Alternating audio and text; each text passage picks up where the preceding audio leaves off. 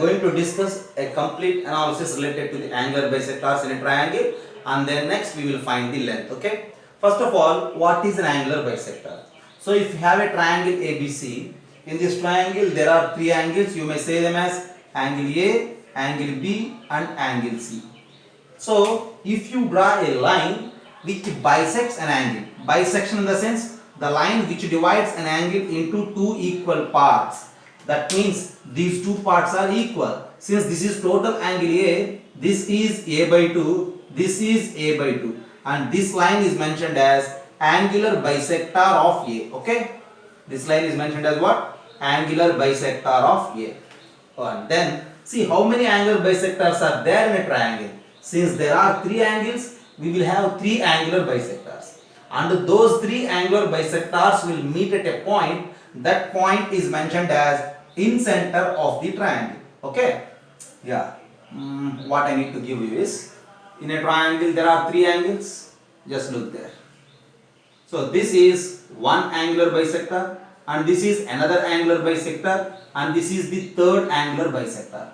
Everywhere these angles are same. Okay, why? Because the basic definition of the angular bisector is itself.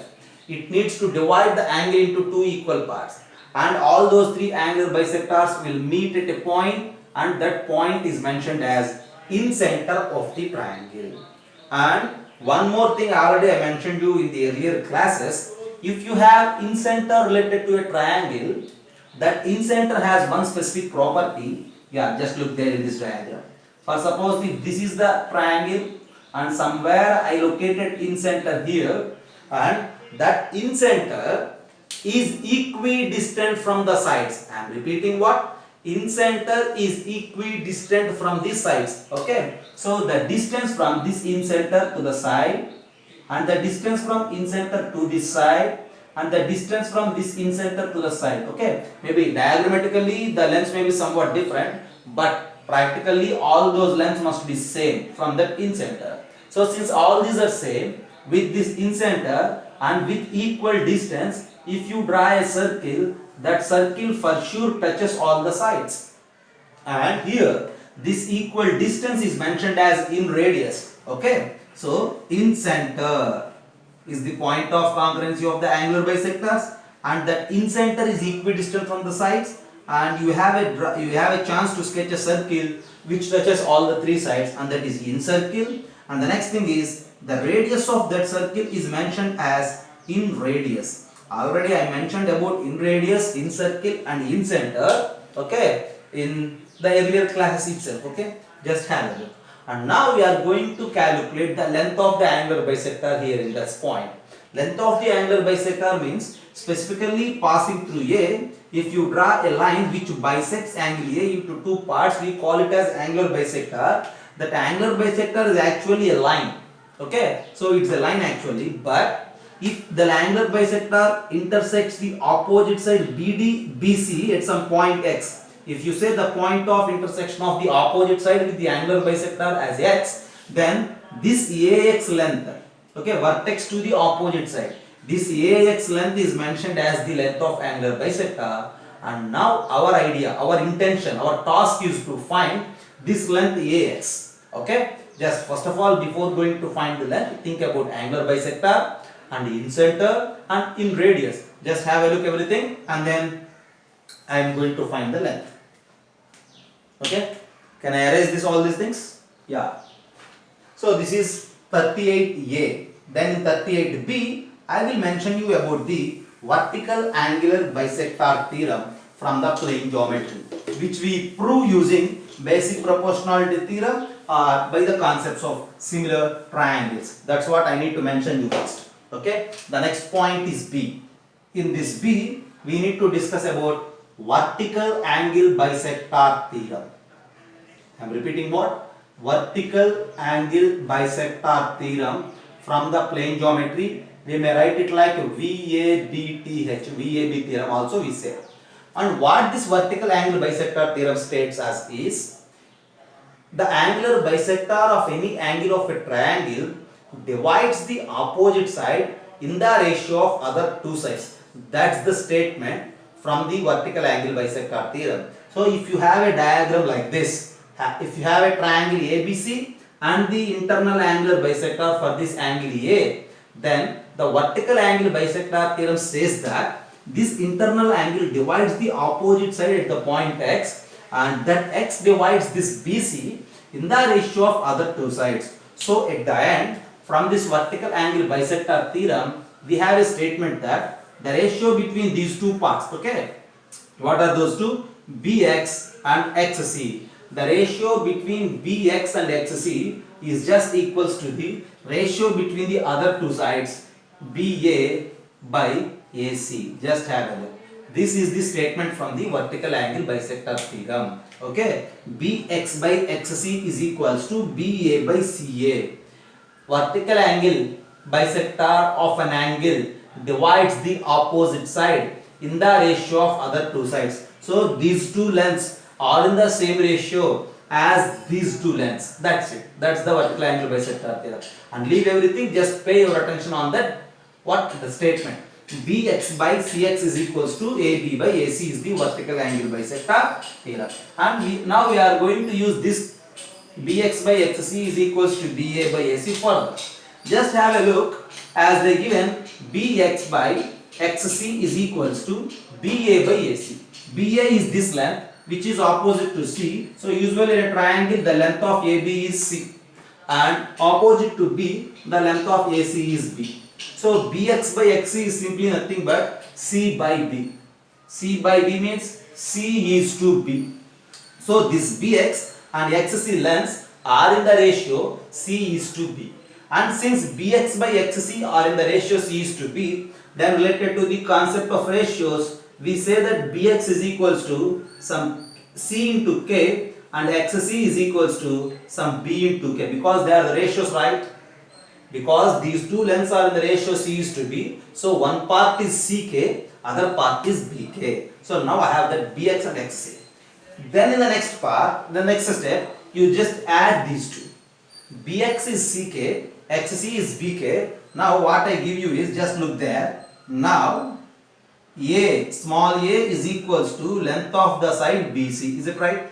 Small a is equals to length of the side BC. This total length is BC. And this total length BC is simply nothing but Bx plus xc. Bx plus xc. And what is Bx? From there we have that Bx is equals to Ck and xc is equals to Bk. And Ck plus Bk is A at the end we have. So A is equals to, if you common out K, which is C plus B. And A is equals to K times of C plus B. So K is equals to A by B plus C. So since K is equals to A by B plus C, it is very clear if you observe what is clear. If K is equals to A by B plus C, then what you say about this Bx? Therefore, this Bx is equals to Ck. Ck means what? Ca by B plus C. Whereas xc is equals to Bk. K is A by B plus C. So xc is equals to Ba by B plus C. Just think about this. So at the end, if small a, small b, small c are the sides of the triangle, then this length Bx, it can be calculated using this formula, Ca by B plus C, and this length xc can be calculated using this formula, Ba by B plus C. And very easy, finding these lengths is also very easy, just by moving with this ratio concept along with the vertical angle bisector theorem. Just have a look, once again I will repeat for you. Vertical angle bisector theorem states that this ratio Bx by xc is Ba by Ca, and from there the ratio between Bx and xc is C is to B, so let them as Ck, Bk. If you add these two, sum of these two is Bc, which is small a, is equals to Ck plus Bk. And what you say about K, which is A by B plus C. Since K is equals to A by B plus C, you just replace here, then Bx is Ca by B plus C and xc is Ba by B plus C. So we have these lengths actually, Bx and Cx now. But what is our task? Our task is to find the length of the angular bisector, which is Ax. Okay, but what we have now? Bx and Cx. And in the next step, we are going to calculate the length of angular bisector Ax. Okay, just have a look till now.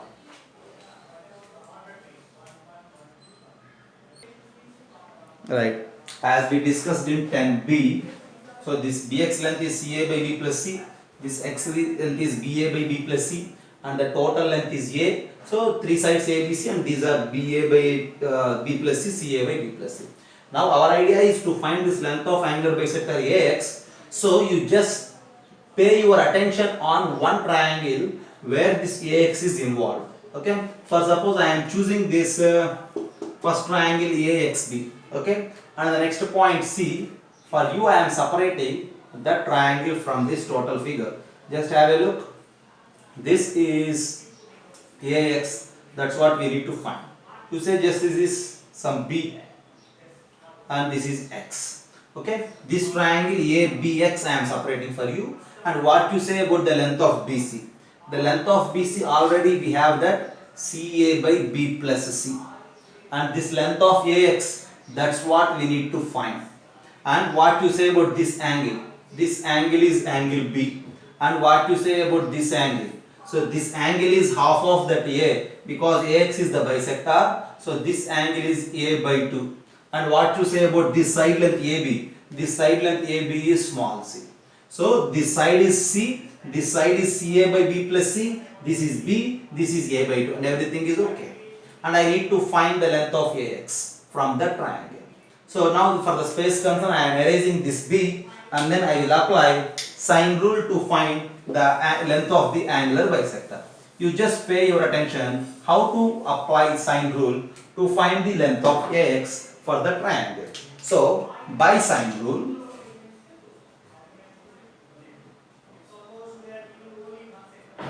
by sine rule, see a side by the sine of the opposite angle, a side by the sine of the opposite angle. Okay, right. So just look there. What I will give you is, see, this is B plus C. Sorry for the mistake, right? Yeah. So this side CA divided by B plus C divided by sine of the opposite angle, sine A by 2 is equals to, and then this side I need actually. So AX divided by sine of the opposite angle, sine B. Okay, right. So I don't need this small c and the opposite angle, leave it. These two are equal, right? Sine rule is what? A by sine A is equals to B by sine B. A side divided by the sine of opposite angle is equals to another side divided by the sine of its opposite angle. And from there, what you say about AX? I need AX, right? So you just make that AX as the subject. So AX is equals to, since in sine B that side, so CA by B plus C into sine B divided by sine A by 2. Okay, I need to simplify further because it is sine A by 2, right? So for the further simplification, I am just concentrating on this A sine B. So this is CA into sine B, right? So if you multiply, it becomes A sine B. So this is equals to C into A sine B divided by B plus C into sine A by 2. Now you just think about A sine B. Again from the sine rule for the total triangle, A by sine A is equals to B by sine B. So from there A sine B is just nothing but B sine A. So this is equals to C into B sine A divided by B plus C into sine A by 2. And in the next step, this is sine A, this is sine A by 2. So sine A by sine A by 2, how many times it cancels out? That you need to observe. Sine A is 2 sine A by 2 cos A by 2. That means this sine A by 2 divides this sine A for 2 cos A by 2 times. So at the end, this is equals to B into C, 2 cos A by 2 by B plus C, and that is equals to 2BC by B plus C into cos A by 2. Just have a look. That's at the end. Your answer is what? The length of the angular bisector AX. We found it as 2BC by B plus C into cos A by 2. Okay, just have a look, and that's the length of the angular bisector. 2BC by B plus C cos A by 2. So at the end, if you conclude length of angular bisector through A, that AX is equals to 2BC by B plus C cos A by 2. And in a similar fashion, if you proceed, length of angular bisector through B, if you say it as BY, then it is 2CA by C plus A into cos B by 2. And length of angular bisector through C, so you say it as CZ, and which is nothing but 2AB by A plus B cos C by 2. So since there are three angular bisectors and these three are the lengths of those angular bisectors. Once if you analyze the total task what we are discussing from the previous points, in one point I mentioned you the lengths of altitudes. The lengths of three altitudes of a triangle as 2 delta by A, 2 delta by B, 2 delta by C. These are the altitude lengths. And in some other point I mentioned you about the lengths of medians, and the lengths of medians are simply nothing but half root of 2b square plus 2c square minus a square, and similarly other two. And now here the lengths of the angular bisectors. If you have three sides of the triangle as small a, small b, small c, then it is easy to identify the lengths of altitudes, lengths of medians and the lengths of angular bisectors. And along with this median, altitude and angular bisector, another special line of the triangle is the perpendicular bisector. But if you think about the perpendicular bisector, that perpendicular bisector, what happens? See, if you think about the perpendicular bisector for a triangle, that perpendicular bisector is a line. Okay. See, if you have a triangle ABC, and for this BC, if you take it as a midpoint, the line which is passing to the midpoint and perpendicular to it is called the perpendicular bisector. It is passing to the midpoint and perpendicular. And since it is a line, for this line there is no starting point and there is no ending point, and so no need to find the length of the perpendicular bisector. We are all know that there are four special lines in a triangle: median, altitude, angular bisector and perpendicular bisector.